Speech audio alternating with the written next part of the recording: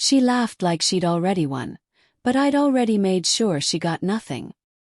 Welcome back to Breakup Cheater. No big speeches today. Just a quiet lesson in betrayal. And how sometimes silence is the deadliest response. My name is Adam Carlisle. And if there's one sound I'll never forget, it's the laugh my ex-wife gave me the day she thought she'd won. It was sharp, bullish. The kind of laugh that wasn't just practiced, it was weaponized. She looked right at me, calm as ever in a cream-colored dress that screamed, "I'm the star of this show," and said, "Oh, come on, Adam. You really thought I wasn't going to take what I deserve?" Her lawyer, Amanda Kane, smirked beside her like they were already toasting champagne in their heads. They thought they were walking out of that courtroom with $300 million. But what they didn't know was this. On paper I was already broke. Let me take you back a few weeks. I came home from a business dinner a little earlier than expected. Phone had died halfway through the night, so I didn't text. I figured Nora, my wife, would already be upstairs. But the house wasn't quiet. There was music playing in the kitchen. Something upbeat, edgy. Not her usual taste. I walked toward it. Then I heard her laugh, real, uninhibited. The kind of laugh she hadn't shared with me in over a year. That's when I saw him. Confident. Smug, with his hand on her lower back like he owned her. And in that moment I realized who he was. Riley Bennett. Her personal trainer. I'd met him twice. Hell, I'd been the one to buy her the gym membership. Nora glanced at him and said, "I told you he'd be clueless. Adam might be a genius with tech, but emotionally, he's blind." Riley chuckled.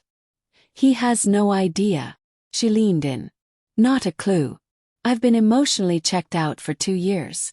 And now that Amanda looked over the prenup, she says it won't hold. California's generous to the neglected spouse." They kissed.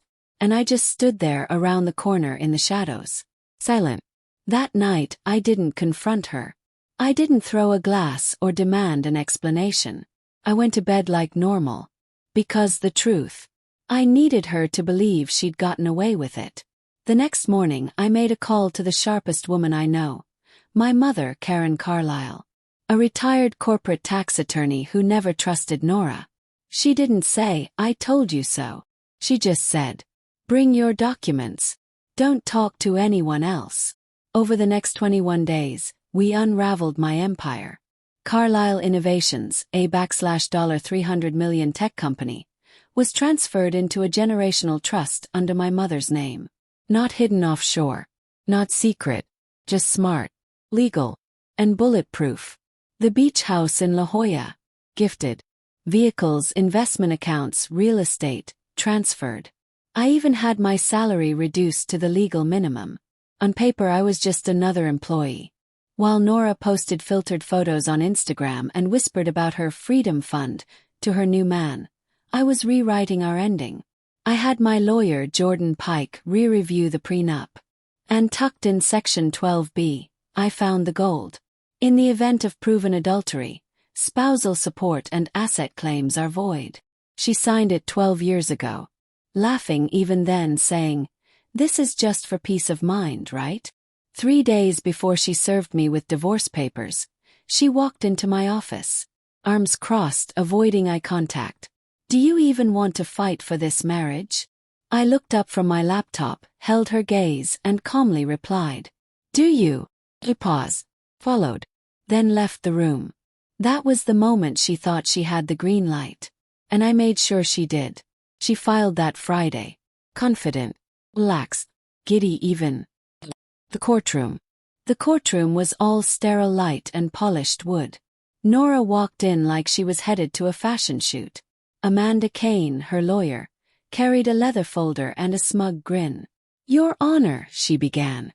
"My client, Nora Carlisle, is entitled to an equitable division of Mr. Carlisle's assets, which total approximately $300 million in corporate and personal wealth." Judge Hanley, an older woman with a sharp tongue and no patience for theatrics, turned to me. "Mr. Carlisle, do you have a response?" Understood. "Yes, Your Honor. I've provided a complete and current financial disclosure. I handed the file to the bailiff. The judge scanned the first page, paused, flipped to the second. Her brow rose. According to this, your net worth is 0. Nora's smile faltered. Amanda blinked. Your Honor, that must be a mistake. I shook my head. No mistake. All assets were legally transferred to a family trust 3 weeks ago. Everything is properly documented and notarized. California law allows for family gifting. No assets were concealed. Amanda snapped. That's fraud. The judge didn't even flinch. Not unless you can prove intent to deceive during the proceedings, which began after the transfers. Otherwise, this is legally sound. Amanda tried again. The prenuptial agreement, then. The judge opened another folder, tapping her pen on the table. Section 12B. Infidelity voids spousal support and claims to shared wealth. She glanced at Nora. Mrs. Carlyle, do you dispute this clause? Nora stared, speechless. The judge closed the file. Then we're done here. With a single gavel strike, it was over. 3 weeks later, Nora was living in a rental apartment downtown. Riley. He ghosted her right after the court ruling. Guess beachfront millionaire wasn't in the cards anymore. I didn't celebrate. I got my company back. Quietly. The trust dissolved, assets returned. The machine kept turning. I spent most evenings in quiet strategy sessions with my team. Until I met someone new. Her name was Claire Monroe. Corporate attorney. Smart. Direct. At a gala downtown, she stood by the bar sipping sparkling water, ignoring the rich crowd around her. Talked. Then talked again. Not once did she ask about money. When I finally told her about the divorce, she nodded and said, "Sounds like you handled it like a chess game. Cold, clean, strategic." He grinned. "You're not broke. You're just stealthy." A few months later, Claire and I were walking through downtown Seattle after a fundraiser. As we stepped out of the car, I caught a glimpse across the street. There was Nora, hood up, leaning against a cafe wall. Still beautiful in a tired way. The kind of beauty that carried weight, regret, not radiance. She didn't wave, just watched. I didn't wave either. Claire laughed at something I said.